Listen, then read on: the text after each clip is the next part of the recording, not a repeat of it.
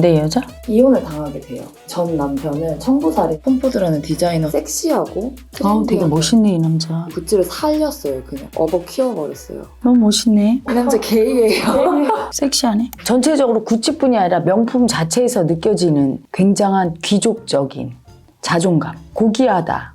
구찌 같은 경우는 클래식한 고전미와 함께 전통, 뼈대 있는 가문을 보는 듯한 그런 느낌이. 구찌뿐이 아니라 오랜 세월 한 가지에 집중한 마음. 제자기 하나가 나한테 빗을 선물했는데 그냥 빗이야, 나무로 된. 근데 그거를 이분이 30년인가 40년 동안 그 빗만 만들었대. 놀라운 거는 그냥 빗이에요. 평범한. 이렇게 디자인도 없어요. 이렇게 동그랗고 이렇게 빗인데 예술품 같아. 이렇게 보고 있으면. 너무 뭐라 해야 되나, 고귀하고 아름답고 귀족적인 느낌이 나와요.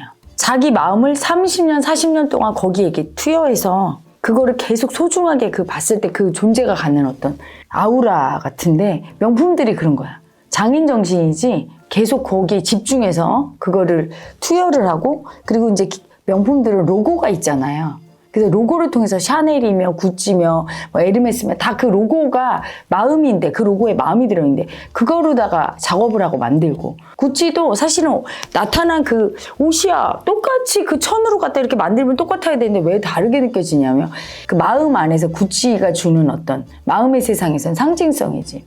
그 마음이 굉장히 거기를, 그 구찌라는 그 브랜드를 소중하게 생각하고 전통적으로 가까운 한 100년 이상을 거기에 이렇게 신미안으로 투여해온 그 정성스러운 마음이 나타내는 그 파동일 거예요. 근데 그거는 뭐 옷뿐이 아니라 일본 음식이 그래서 맛있는 거야. 몇 대째 그 음식을 했어. 그럼 그 음식은 똑같은 달걀찜인데 다른 거야. 헛된 게 없구나. 노력을 기울이면 헛된 건 하나도 없다는 생각이 들었는데 구찌도 마찬가지죠.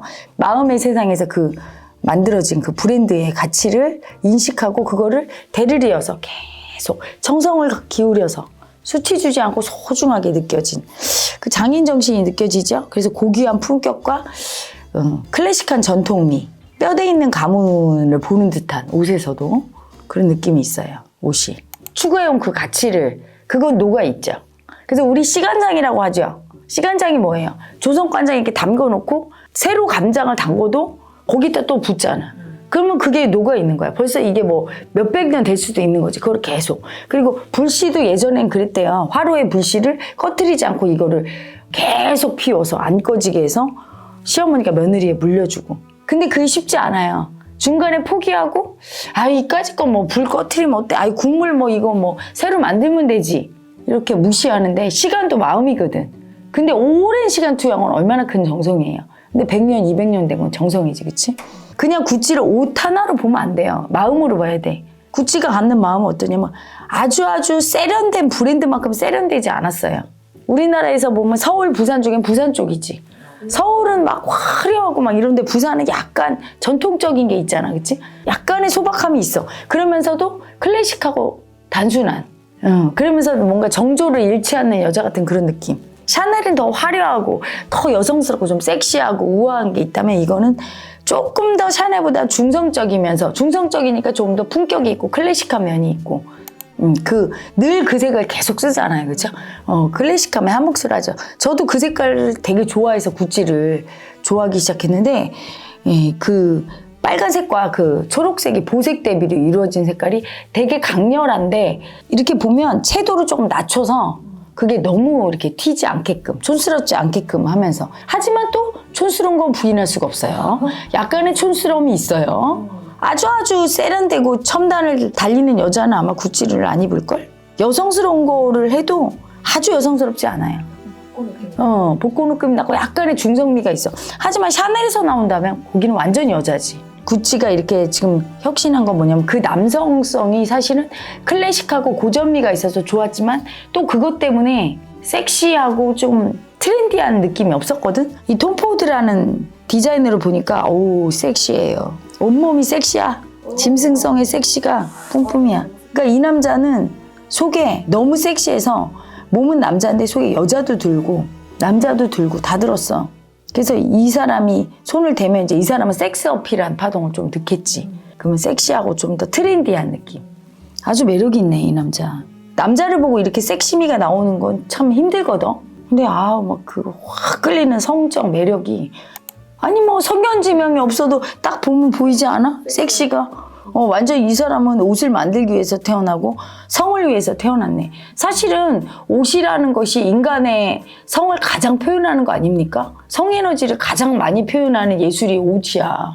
남자가 정장 슈트 입었을 때 그렇게 섹시하잖아. 그 옷 하나에, 그치? 그런 성적인 그런 매력을, 성 에너지의 그 성의 마음을 잘 표현하는 게 옷이지. 내 존재를 표현하는데 엄청 많이 유용한 도구야. 내 존재는 내 마음을 표현할 때 이 머리 스타일, 눈빛, 뭐 얼굴, 화장, 그리고 나의 생각과 말투와 나에게서 풍기는 그 마음 파동인데 그 마음이 고르잖아, 옷을. 그래서 오늘 내가 여자가 떠서 여자를 표현하고 싶으면 여성스러운 옷을 입고, 오늘 내가 남자가 떠서 남자를 표현하고 싶으면 남성적인 옷을 입고, 그렇죠? 하지만 이런 옷들도 어떻게 보면 그 존재가 그 옷을 소화하지 못하면, 소화한다는 얘기는 뭐냐면 그 옷이 표현하고자 하는 그 마음을 내가 이렇게 느끼면서 표현해줘야 되는데, 섹시한 막 그 여성의 마음을 표현하려고 만든 옷을 갖다가 약간 남자 느낌으로 입으면, 남자 마음을 가진 아기가 입으면 이게 또 언밸런스한 거죠, 그렇죠? 그래서 옷을 많이 입어볼수록 그 옷이 주는 느낌을, 디자이너 느낌을 잘 살려서 이렇게 딱 입는 거야. 나 같은 경우도 이제 내 그림을 사갈 때 누가 그 그림을 보고 울어야 돼. 만약에 지켜주는 칼과 방패 이런 그림을 그렸어. 지켜주는 마음을 표현했는데 이 아기가 자기의 지켜주고 싶은 그 마음을 하나도 인정 못한 아기는 그 그림 앞에 섰을 때 아무 감흥이 없어요. 그림도 울지도 않고. 좋은 친구가 되지 못해. 인생에 도움이 안 돼. 그래서 그럴 때는 아유 그림이 안 울어 아가야 네 거 아니야 이러잖아. 근데 어떤 경우는 그 마음을 크게 쓰는 아기. 엄청 울겠죠. 그림도 울고 이야기도 울고 행복하게 살 수 있겠지. 이럴 때 이제 그림을 주는 것처럼 옷도 디자이너들도 모델을 선택할 때 그러지 않을까 싶어요. 그 모델이 마음을 잘 느껴서 자기 옷을 잘 소화하면 정말 만족하고 멋있을 텐데, 그 유명한 디자이너는 자기가 옷을 입히고 싶은 사람을 선택해서 줄 것 같은. 명품이 그렇게 고가인 이유는 그 가치를 알고 선택하라고 또 그러는 것도 있고, 또 아무나 그냥 막 입지 말라고 하는 의미도 있다는 생각이 들어요. 자기 옷이 막 싸구려를 아무렇게나 입혀지는 게 싫은 거지. 가치를 알고 그런 마음으로 좀 입어줬으면, 소중하게 입어줬으면 하는 마음이 또 가격에 반영이 된 거 아닐까 싶어요. 나 돈 많거든? 그리고 구찌 로고 크게 박혀있으니까 나 구찌 입었거든 하고 그렇게 입는 분들이 있어. 근데 그건 다 보이지. 그러면 정말 천하구나. 명품이 예전에는 고귀하고 이런 느낌이었지만 요새는 수치스러운 느낌도 많죠, 그렇죠? 졸부들이 막 소비하는, 마음을 이해를 못하고 예술적인 감성으로 소비해주지 않고 난 돈 많으니까 하면서 그렇게 수치 주면서 이해하지 못하고, 마음을 감성적으로 이해하지 못하고 마구잡이로 소비할 때 브랜드 가치가 떨어져요. 더 기족적인 마음을 선호하는 사람들은 그런 알려지지 않은 브랜드를 또 입는다고 그러더라고. 그 얘기는 뭐냐면 자기가 이렇게 귀족적이고 조금 더 가치 있는 존재란 거를 알리기 위해서, 사실은 그것도 또 일종의 수치야. 나는 다른 사람이야. 이걸 표현하는 허세죠. 남에게 보이기 위한, 내 존재를 포장하기 위한 도구가 아니라, 옷이나 어떤 것도 그 마음을 이해하고 그 마음을 소화하면서 즐기고 재밌게 입으면 그게 옷을 잘 소화하는 방법인 것 같아요.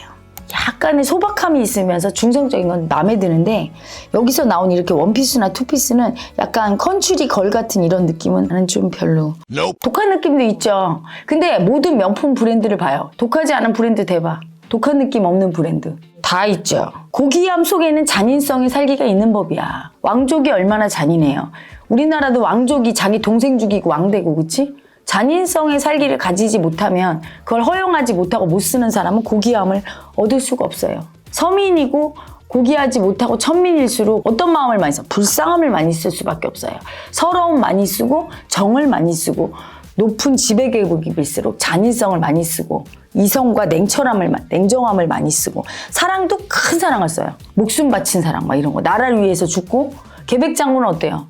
자기 가족을 죽였잖아. 잔인성의 살기로. 큰 사랑을 실현하려면 큰 미움이 있어야 돼. 잔인성의 살기가. 당연한 거죠. 그래서 이렇게 큰 기업을 이끌고 이렇게 전 세계인이 좋아하는 이런 브랜드도 어떻게 보면 일반 작은 그 옷을 만드는 브랜드랑 다른 거예요.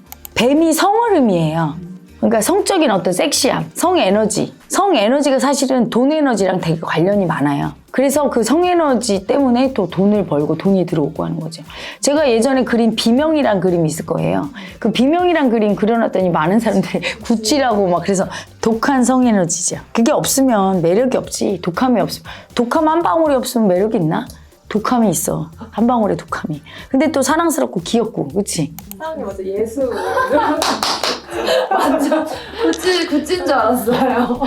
그렇지. 약간의 소박하고 시골스러운 느낌이 좀 있어줘야 되고, 약간의 단순하고 그 소녀의 감성과 그러면서 약간 중성적인 소년 같은 그런 맛이 있는 사람이 어울리겠죠. 그러니까 명품은 괜히 명품이 아닌 거야. 그 모델 하나를 발탁해도 자기의 브랜드와 어울리는 아이. 그거 뭐야? 마음을 읽을 줄 알아야 돼.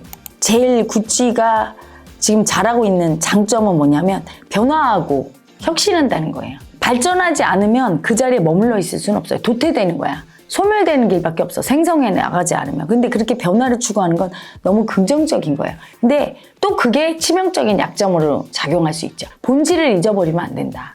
구찌가 갖는 그 전통적인 클래식함을 유지한 채로 변화를 해야지 본질까지 버리고 변화하다가는 망할 수가 있는 거죠. 상시대에서 몇면이 내려온 전통적인 클래식함을 꾸준히 유지하면서 변신을 해서 약간의 가미를 해가는 그거를 잘 추구한다면 잘 발전하고 독특한 창의가 있을 것 같아요. 변신을 하되 정신을 잃지 말 것. 계속 발전할 것 같아요. 참고로 조언을 한다면 헤라 엄마가 입을 수 있는 세련된 옷도 좀 만들어줬으면. 마지막 런웨이에 이 톰 포드라는 디자이너가 나오는 것 같은데 딱 나올 때 술 한 잔 들고 나온 건 아니죠. 위스키 한 잔을 또 이렇게도 안 들었어요. 이렇게 딱 이렇게 들고 나오는데 이게 멋을 아는 사람이네. 야, 감각적인 사람. 그러니까 존재가 이야기도 좀 예술인 사람이야.